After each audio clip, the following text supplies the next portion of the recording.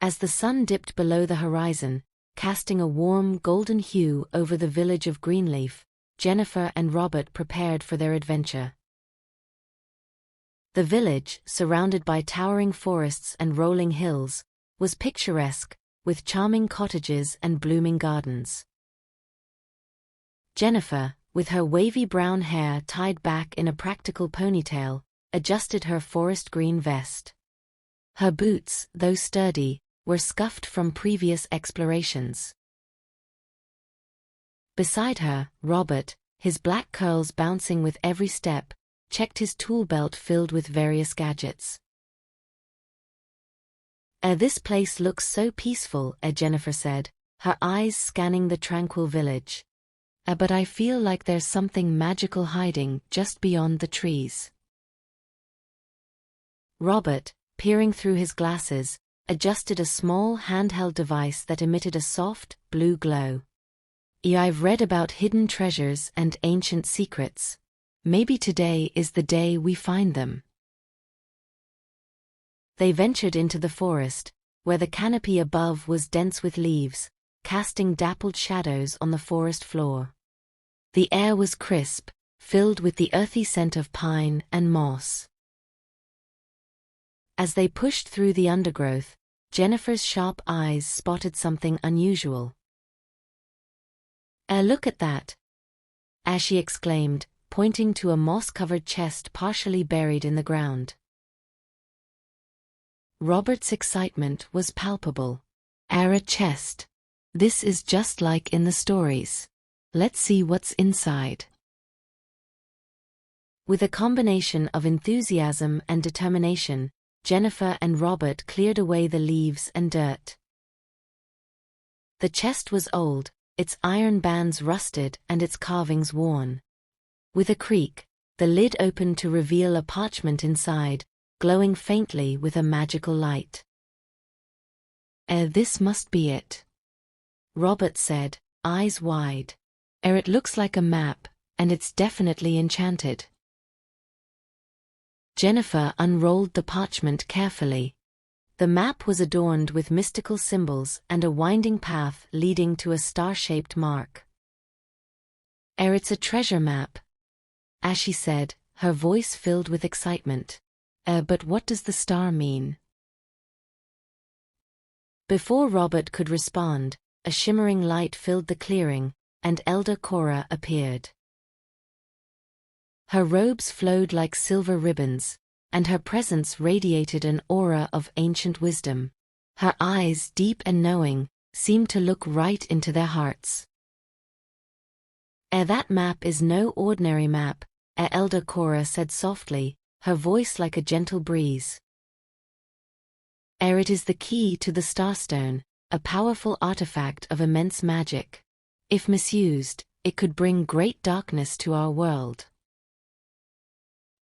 Robert's face paled. "A powerful artifact. What should we do?" Elder Cora's expression grew serious. You must find the Starstone before the sorceress Sorla does. She is a dark force with intentions to use the Starstone for malevolent purposes. Take this enchanted compass and this vial of protective liquid. They will aid you in your quest." Jennifer and Robert took the compass and vial, their resolve hardening. "Thank you, Elder Cora. We won't let you down." With their new tools and a sense of purpose, Jennifer and Robert set off into the forest. The trees seemed to part for them as they journeyed deeper, the map glowing softly in the growing dusk. The Enchanted Forest was unlike any place Jennifer and Robert had ever seen. The trees were immense, their trunks covered in shimmering bark that reflected the light in dazzling patterns. Tiny, iridescent creatures flitted between the branches, leaving trails of sparkles in their wake. This is incredible," Robert said, his voice filled with awe. It's like stepping into another world." Jennifer's eyes sparkled as she took in the sight. Look at those fairy lights. They're so beautiful. I've heard stories about creatures like these. Their path led them to a shimmering lake with a surface that glowed with an ethereal light.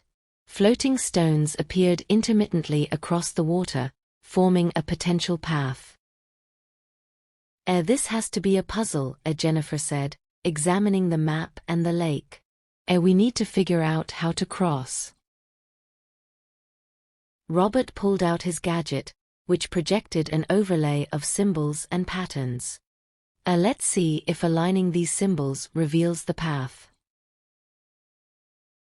They worked together, adjusting the symbols to match the patterns on the lake's surface.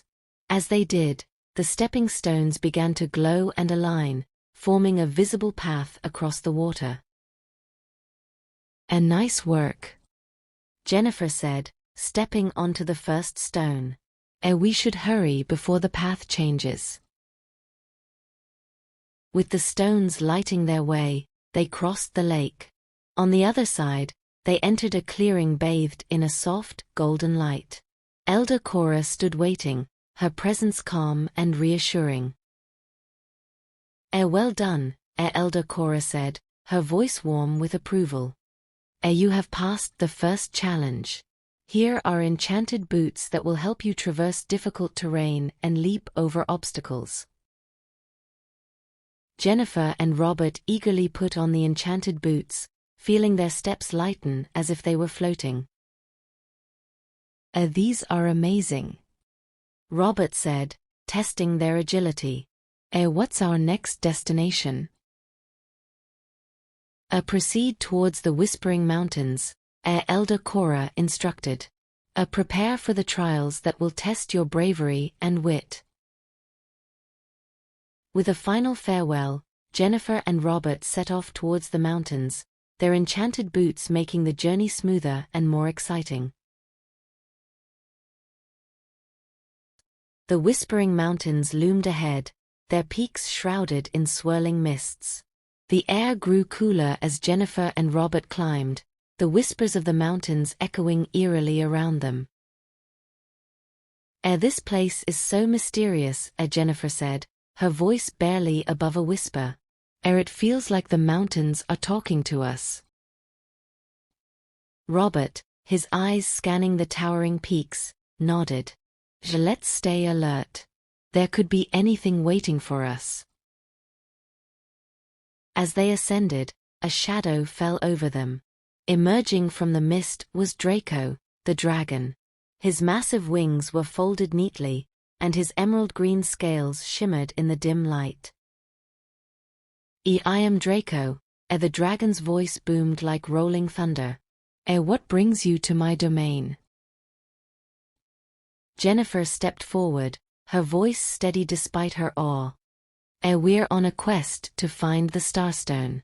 We need to pass through the mountains to continue our journey. Draco's eyes narrowed, and he exhaled a plume of smoke. Many have sought the Starstone, but only those who prove their worth may pass.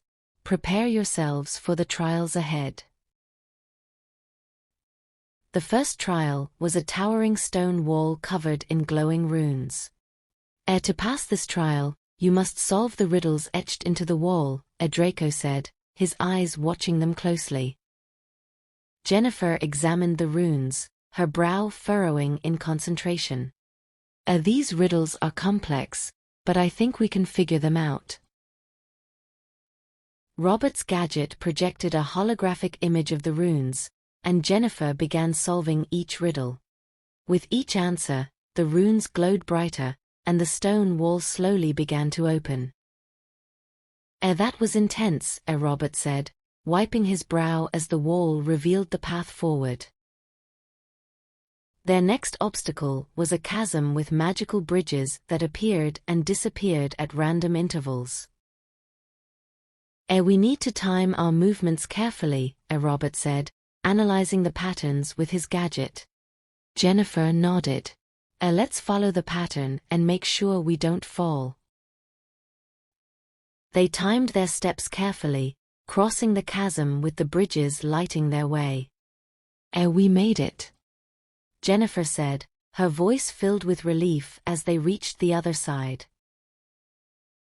Draco watched with approval. You have passed the first 2 trials. But there is one final trial, the shadow creatures of the mountains.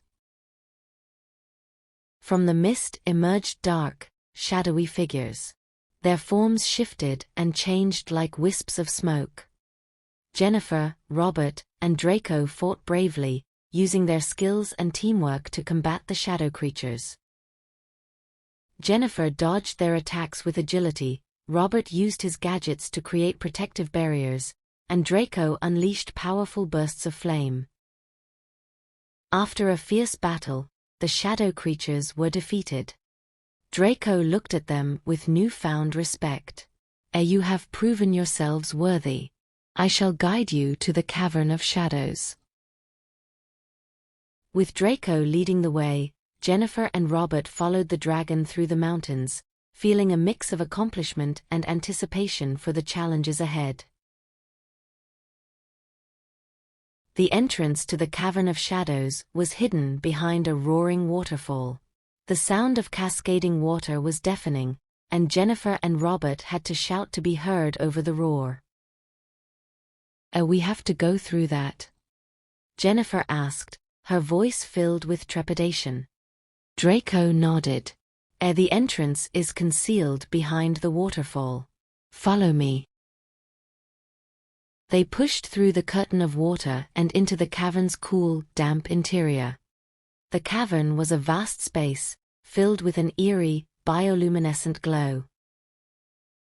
Strange fungi and crystals illuminated the walls, casting shifting patterns of light and shadow. Their first challenge was a massive boulder that rolled along a track, threatening to crush them. We need to stop this boulder," Jennifer shouted, trying to make herself heard over the roar of the rolling stone. Robert quickly examined the area. There's a lever over there. If we pull it, it might stop the boulder." Jennifer and Robert raced to the lever, pulling it with all their strength. The boulder halted abruptly, and they continued deeper into the cavern. Their next challenge was a series of magical barriers blocking their path. The barriers were composed of shifting colors and patterns. We need to deactivate these barriers by solving the riddles," Jennifer said, her eyes focused on the symbols. Robert's gadget projected the riddles onto the barriers, and Jennifer began working through each one. We need to align these symbols correctly," she said, solving the riddles one by one. As they solved each riddle, the barriers deactivated, revealing the path forward. The chamber at the end was bathed in a warm, golden light, and in the center stood the Starstone, its radiant glow filling the space. Suddenly, the air grew cold, and Sorla, the wicked sorceress, appeared. Her dark robes billowed like storm clouds, and her eyes glowed with a fierce, malevolent light. You've come far, but you will not take the Starstone from me." Sorla's voice was a chilling whisper that seemed to echo from every corner of the cavern. A fierce battle ensued. Sorla unleashed dark magic, sending bolts of energy towards Jennifer and Robert. Jennifer dodged gracefully, her movements swift and fluid. Robert used his gadgets to create shields and barriers to deflect the attacks. Draco joined the fray, his roars shaking the cavern as he unleashed bursts of flame. The chamber was filled with the clash of magic and fire, and Sorla conjured illusions to confuse them. You cannot hide from us, Sorla," Jennifer shouted, her voice cutting through the chaos as she focused on the real Sorla amidst the illusions. Robert and Draco worked in tandem, using their combined strengths to keep Sorla at bay. Jennifer used the power of the Starstone to protect herself and Robert. With a final, coordinated effort, they managed to trap Sorla in a magical barrier created by the combined energy of the Starstone and their abilities. Sorla's furious cries echoed through the cavern as she was contained. This is not the end. As she screamed. I will return. With Sorla defeated, Jennifer and Robert approached the Starstone. They carefully placed it in a protective pedestal, as instructed by Elder Cora. The chamber's light grew even brighter, filling the space with a sense of peace and triumph. Jennifer and Robert made their way back to the village, the Starstone now safely secured. The journey was filled with a sense of triumph and satisfaction. The enchanted boots made their travel easier, and the compass guided them with unerring precision. As they approached Greenleaf, the village was abuzz with activity. Banners were hung, and the aroma of delicious food filled the air. The villagers had gathered for a grand celebration in their honor. Elder Cora stood at the head of the celebration, her eyes shining with pride. You have accomplished a great feat, she said. The Starstone will be kept safe, and your bravery will be remembered for generations. The feast was a joyous occasion. Tables were laden with an array of dishes, roasted meats, fresh fruits, vegetables, and a variety of pastries. The sound of laughter and music filled the air as the villagers celebrated their heroes. Jennifer and Robert were the center of attention. Children gathered around, eager to hear stories of their adventure. Tell us about the dragon," one child exclaimed. Robert smiled, his eyes twinkling as he recounted their encounter with Draco. He was enormous and powerful, but also wise and fair. We had to solve riddles and face shadow creatures to prove ourselves. Jennifer joined in, describing the magical forest and the challenges they faced. The Enchanted Forest was like stepping into a dream. And the Cavern of Shadows, what an adventure! As the night wore on, Jennifer and Robert found a quiet spot under the stars. The sky was clear, and the stars twinkled like diamonds. What do you think will be our next adventure?" Robert asked, his voice filled with excitement. Jennifer looked up at the night sky, her heart full of wonder. I'm not sure yet, but I know that whatever it is, we'll face it together. We've proven that we can overcome any challenge as long as we have each other." The promise of new adventures filled them with anticipation. They knew that their journey had only just begun, and they were ready to face whatever came next with the same courage and friendship that had guided them through their quest. As the village celebration continued, Jennifer and Robert basked in the warmth of their achievement and the love of their community. They were heroes, but more importantly, they were adventurers ready for whatever the future held. And so, with the thrill of their quest behind them and the promise of new adventures ahead, Jennifer and Robert embraced the future with open hearts and a sense of boundless possibility.